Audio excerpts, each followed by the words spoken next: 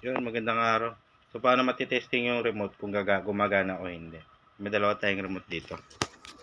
So, ito yung bago. And ito yung luma. Kita nyo naman kupas. Paano siya malalaman kung gumagana kahit hindi mo siya i-testing sa TV? Wala kayo ng camera o cellphone. Tok nyo lang dyan. Iilaw yan, oh. Pero hindi nyo yan makikita ng sa mata nyo lang. Iti-testing natin yung luma.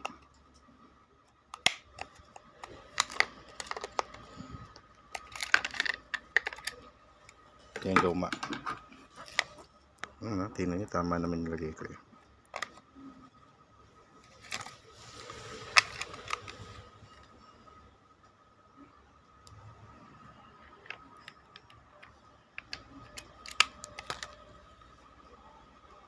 So yun. Yan na lang mag-testing kahit wala ng TV.